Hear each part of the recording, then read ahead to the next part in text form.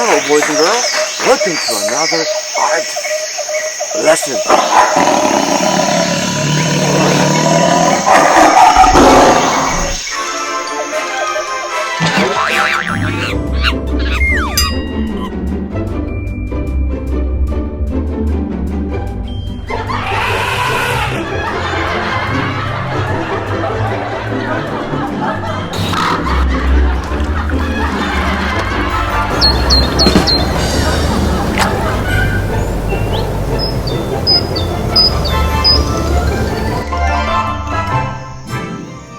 And welcome back, everyone. Thank you so much for being here for another exciting art lesson. Today we're learning how to draw a tiger and also a little bit about science too. Please review the concepts and activities listed in this video and keep on learning, boys and girls. We are going to take a look at the work of one of my favorite self-taught artists of all time, Henri Rousseau. Yes, amazing indeed, and I truly encourage you boys and girls to discover more and more of his work.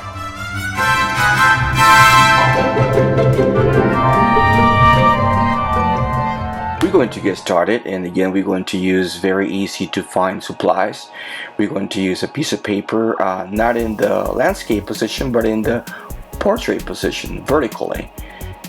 And I like to start off with geometric shape.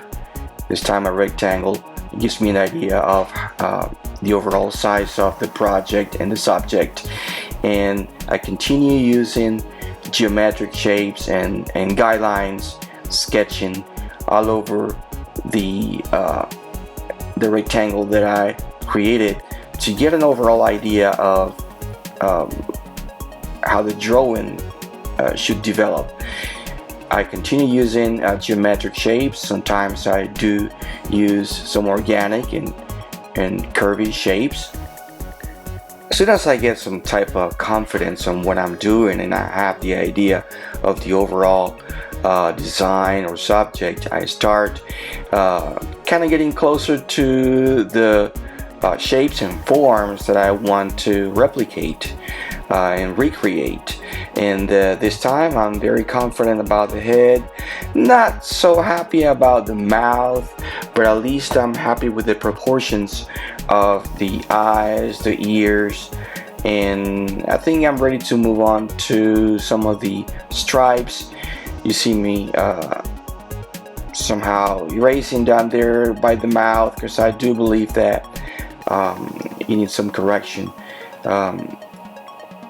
It's time to start using the color pencil and darken some areas up. Be very intentional with the stripes, because these stripes are not just lines, the curvy lines one way or the other. They need to somehow replicate the overall shape, muscles, and form of the animal, in this case the tiger. So readjusting here the mouth and the overall shape of the head, and moving on to more organic shapes and creating a little bit of more of emphasis, and definitely getting into the stripes. They're pretty much, when it comes to the head and a tiger, they're pretty much symmetrical. So that's the challenge right there, to make sure that you get that type of symmetry on both sides.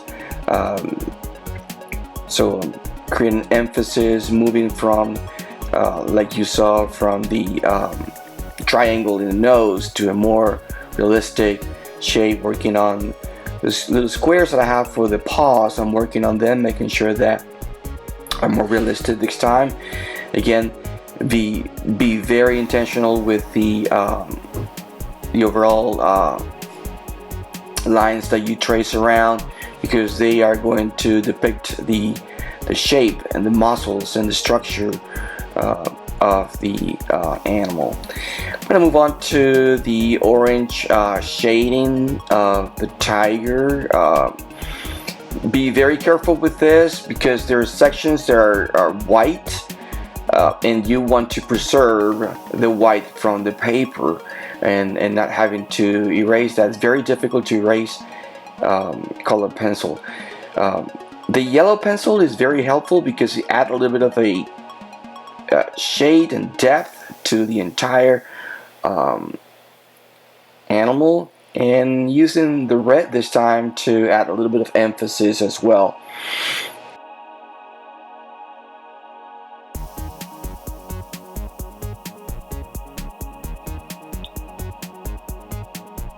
And then going back to the black color pencil, because this is all about details now and making sure that there's a lot of emphasis at least on the head of the tiger, to make sure that there is some level of perspective and depth of field, and create that illusion that the tiger is actually walking towards us and that the head is in the foreground and the rest of the body is in the background. Working now on the actual surrounding areas, background for the tiger, and the tiger's habitat. In this case, lots of green.